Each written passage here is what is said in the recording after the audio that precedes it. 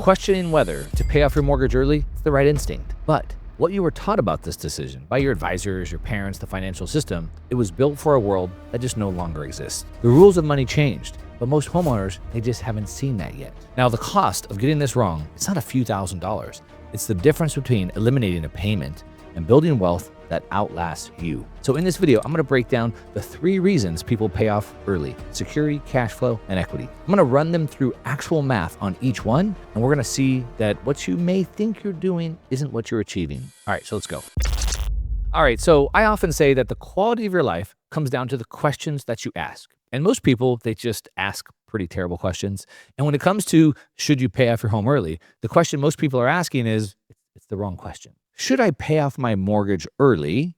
Should I apply extra principal? Should I make 2 payments a year? See, that's binary thinking.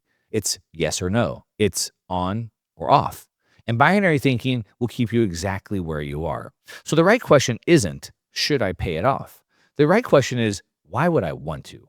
Because once you know what you're actually trying to achieve, then the decision starts to make itself. Now, from coaching thousands of students on this, I found there's really only 3 reasons people want to pay off their mortgage early. So let's break them down. Number 1, it's security. All right, no payment to the bank. I feel safe that way. Number 2, it's cash flow. Right, if I eliminate the payment, then I have more money, every single month. And number 3, it's equity. I want to build up the asset value in the home. So those are the 3 main concerns, the 3 main reasons that I've discovered after coaching all these people. And I want to break down each one because when you take a look at the math, get rid of the emotions, look at the math, look at the data, it looks completely different for every single one. So let's start with number 1. Let's start with security. Okay, so with security, the belief is pretty simple here. If I can just get rid of my mortgage payment, then I'm safe, right? I'm free from the mortgage. I'm clear. I have nothing hanging over me. I get it, right? I understand the feeling. It sounds good, right? But feelings, they're not a financial strategy. Here's the reality. To stay in your home every single month, you don't just have 1 payment. You have 5 payments or more. Let's break them down. Number 1, of course, you have your mortgage. That's the one that we're talking about eliminating, right? On top of that, number 2, you have property taxes. So you got to pay the state every single month for your house, whether you have a mortgage or not. If you don't pay it, they take the house. Number 3, you have insurance. Now, of course, that's required by your lender, but even if you don't have a lender, you still want to have insurance for catastrophic loss, right? So insurance doesn't go away. Number 4, you have utilities, right? In order to live in a house, you have to have electricity and gas and water, of course, all those things. Number 5, maintenance. I mean, you got the roof, the HVAC, right? Things break. They break on their own schedule. So we could go on more, but you get the idea. Even if I pay off the mortgage, even if I've eliminated exactly one of those 5, the obligations, they don't go to 0. It goes from maybe $3,400 a month down to $1,500 a month. I save money, but I still have to produce cash every single month just to keep the house. So the reason why I'm pointing that out is that that's not security, right? That's a lower number. Sure, it's cheaper. Okay.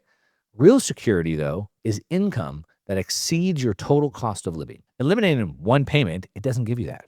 So if security is the real reason that you want to pay it off early, well, the math doesn't support it, which of course brings us to cash flow. And this is where it starts to get really interesting. Okay, so if we look at cash flow, we're getting into the math here. For this example, I want to use the California, since I'm in California, we use the California median home price, which is $875,000, which if you're not in California, that may sound insane, but that's what it is. Of course, plug in your own numbers for wherever you live, but the logic is going to be the same no matter where you live. So let's say that I have that home. It's a 75% loan to value. I put 25% down on the home. Okay, so that'd put it roughly to a $650,000 mortgage. Now, let's say that I locked this in a couple years ago. I got it at, say, a 4.9% interest rate, and it's a 30-year fixed loan. So now my monthly payment is, let's call it $3,400 a month. All right, now let's say that I wanted to pay it off early. So I want to accelerate. I want to start paying it faster. So what I'm going to do is I'm going to put, 10% down, $365 per month extra towards the principal. All right. So that's it. Option 1, I send that $365 to the bank every single month extra. Now, if I do that, here's what actually happens. The money disappears into my equity. It's locked and I can't touch that money. I can't touch it unless I refinance or I sell the property. And most people haven't really thought through this. They don't realize this, but when I make that extra payment, the monthly payment that I have, it doesn't actually change, right? Because the loan is amortized. So even though I'm paying extra principal, I'm not reducing what I owe every single month.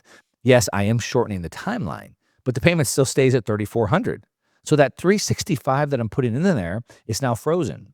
And that 365 I'm putting in there every month is doing one job. It's saving me 4.9% over the long run. Yes. All right. But so option two, we could look at another option, the same 365 per month. Instead of, say, send it to the bank, I could do something else with it.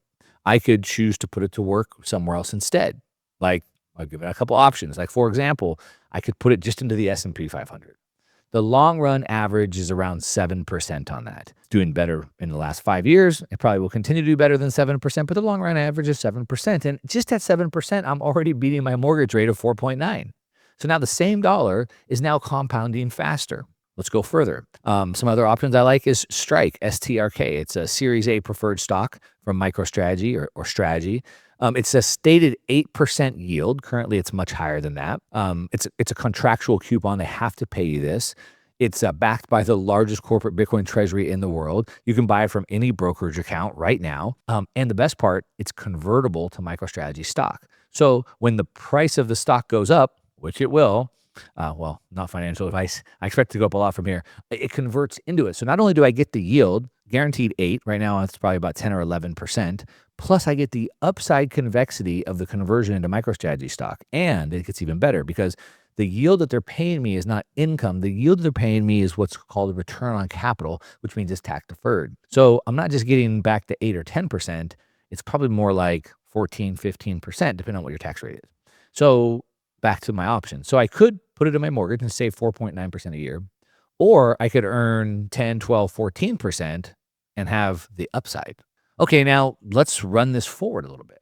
So let's just say, going back to the 8%, keep it easy. Let's just say at 8%, within 20 years, which is what it would take me to prepay that mortgage anyway, at 20 years, the income from that 365 a month now covers my entire mortgage payment. This means the investment now pays the mortgage.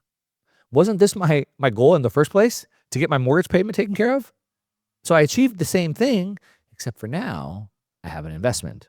And here's where it even gets more sophisticated, right? That same brokerage position, it can also serve as collateral for a securities-backed line of credit at maybe 3, 4, 5%. So now that dollar is generating 8% income or more. It's providing access to cheap capital simultaneously, and that capital is working now. But the cash flow, it's only part of the picture, right? The bigger question is the equity. And that math, it's a completely different conversation entirely. All right, so I want to talk about the equity game. Now, this is where most of the conventional wisdom lives. The idea is that your home is like a savings account. When you make your payments every single month, your equity builds up, and then after 30 years, you've got a paid off asset. And so now your retirement's secured, right? Well, there's actually something inside that logic that works in your favor, right? Something most people never think about: inflation arbitrage. What that means is that your mortgage payment is fixed, right? It's locked in today's dollars, but the dollar is being debased every single year. So what this means is that your $3,400 payment right now, maybe it feels heavy for you, but in 10 years, in 20 years, it's going to feel a lot lighter. Because as the government keeps printing money, your fixed debt keeps getting cheaper and cheaper and cheaper. So to service it over time gets easier. You borrowed yesterday's expensive dollar, but you get to pay them back with tomorrow's cheaper ones. That's what we call arbitrage. Now, it only works if you keep the mortgage. It only works if you keep the mortgage. If you pay it off early, you don't. So the trap is on the other side. Every dollar you accelerate into your equity is frozen, and it can't compound. It can't generate income. It's locked inside the walls of your house, earning the rate. You're avoiding 4.9% and nothing more. And now you have debt equity. Right? And debt equity is the worst performing asset on your balance sheet. So now if we run the full spectrum just to compare it, if you pay down the mortgage, what you're really doing is you're saving the 4.9%. Now your money is locked. It's doing one job. But if I would put that money in the S&P 500 at 7%, the same $365 a month over 30 years is about $450,000. You've beaten your mortgage rate, and the money stayed mobile, stayed flexible. You had control. If I would have used STRK, instead, maybe with the security back line of credit, 8% yield, generating cash flow. Now I have the same position as collateral for cheap credit, 3, 4, 5%. Now the income eventually covers the payment. The compounding gap between this and the option isn't incremental. Now the gap is generational. And then there's Bitcoin. I know the historical Bitcoin numbers, right? 68% compound annual growth rate CAGR over the last 10 years, 44% over the last 3 years, 30% if we look at it over the 200 weekly moving average. But let's be even more conservative. Let's say it's 20% going forward. Conservative at 20%. That same $365 a month over 30 years that you could be putting into it, it doesn't get you 450,000 like the S&P 500. It gets you somewhere between, ready, 18 and 22 million dollars. Now I know what you're thinking. That number sounds cherry picked. It's not, right? Because you've already seen the S&P 500 case. You've already seen the strike case. Bitcoin is just the far end of that same spectrum. The point isn't to tell you where to put your money here. Like, I'm just giving you options. I'm just giving you the math. I'm breaking this down for you. But the point is this: nowhere on that spectrum does paying down a 4.9% mortgage compete. Not even close. Most financial advice is designed to keep you out of trouble, designed to keep you from dying. But it's designed to keep you from losing, but it's not designed to help you win, not win the game of money. Now, safety and protection, they don't lose. They're designed not to lose. But that advice was built for a different era. We were in an equity-based system, a gold-backed equity-based system all the way up until 1971. It's only been about 50 years that everything changed. And so in that world, back in the equity-based system, paying down debt, saving conservatively, all that made sense, right? In your grandparents' generation, your parents' generation, maybe your generation, it worked back then. It's just we're not in that world anymore. We're now in a debt-based monetary system. That means that the old rules that guaranteed a specific outcome, just, it worked, but not the one that you're hoping for. The new system, the debt-based system, it rewards people who understand how to use fixed, low-cost capital, how to deploy it at a higher yield, and how to keep it mobile while it compounds. Look, revenue is what you earn, but wealth, it has to be engineered. It's something that we have to plan, we have to build. That's why right now today, 60% of six-figure earners, they earn a lot of revenue, they're still living paycheck to paycheck. High income is not enough. You have to turn that income into wealth. And in order to do that, it has to be done intentionally, right? It has to be done intentionally, has to be engineered with a system. So let's go back to the question that we started with. Should you pay off your mortgage early?